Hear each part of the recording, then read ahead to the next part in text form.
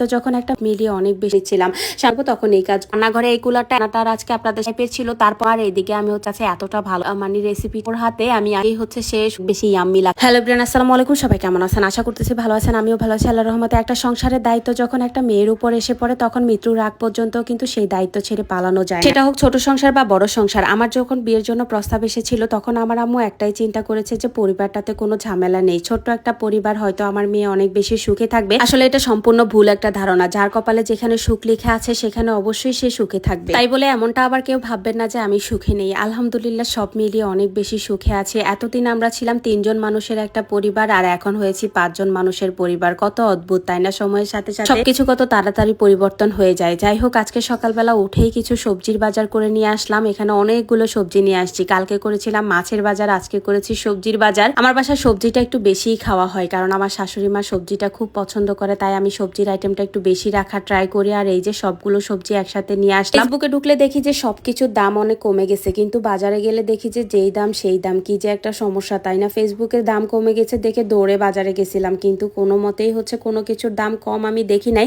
সবকিছুই সেই আগের দামেই কিনতে হয়েছে। তো যাই হোক, তারপরও হচ্ছে অনেকগুলো সবজি নিয়ে আসলাম একসাথে।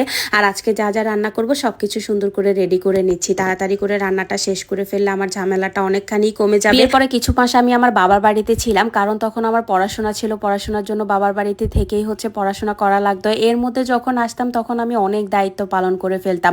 বিয়ের পর থেকে অনেকগুলো দায়িত্ব আমার ঘাড়ে চলে আসলো। তখন থেকেই বুঝলাম একবার যে দায়িত্ব ঘাড়ে চলে আসে সেই দায়িত্ব আর ফেলে দেওয়া যায় না, নিজের করে নিতে হয়। সেই 17 বছর বয়স থেকেই হচ্ছে অনেকগুলো দায়িত্ব ঘাড়ে চলে আসছে। আর এখন 25 বছর বয়সে আমার সমান দায়িত্ব আমার ঘাড়ে। 2 বাচ্চার মা হয়ে এখন 2টা বাচ্চা সামলাতে হয়, সংসার সামলাতে হয়, সংসারের সব দায়িত্ব আমার হাতে। ভালোই লাগে এই দায়িত্বগুলো পালন করতে তাই না? যাই হোক, আমি হচ্ছে সকালের কাজগুলো সব শেষ করে নিচ্ছিলাম। রান্নার জন্য সবকিছু রেডি করে হচ্ছে সামনের রুমটা সুন্দর করে গুছিয়ে নিচ্ছিলাম।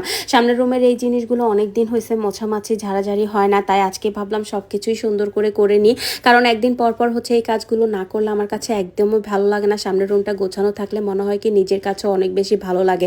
সবগুলো ফার্নিচার থেকে শুরু করে শোপিস থেকে শুরু করে সবকিছুই সুন্দর করে মোছামাছি করে গুছিয়ে রেডি করে রাখতেছি, কারণ পরবর্তীতে আমি যখন রান্নাঘরে ঢুকে যাব তখন এই কাজগুলো আমার আর করতে পারবো না। আমরা মেয়েরা গুছিয়ে কাজ করলে কিন্তু গাছগুলো অনেক সুন্দর করে গুছানো যায়, আবার তাড়াতাড়ি শেষও করা যায়। আচ্ছা, আমি আমার কুলারটা সেল করে দিতে চাচ্ছি। আপনারা যারা নিতে চাচ্ছেন তারা কিন্তু অবশ্যই আমার মেসেঞ্জারে নক করতে পারেন। এই কুলারটা কিনেছি 15 থেকে 1 মাসের মতো হয়েছে। আমি একদমই ইউজ করি নাই, যেহেতু আমার 3টা রুমেই এসি আছে।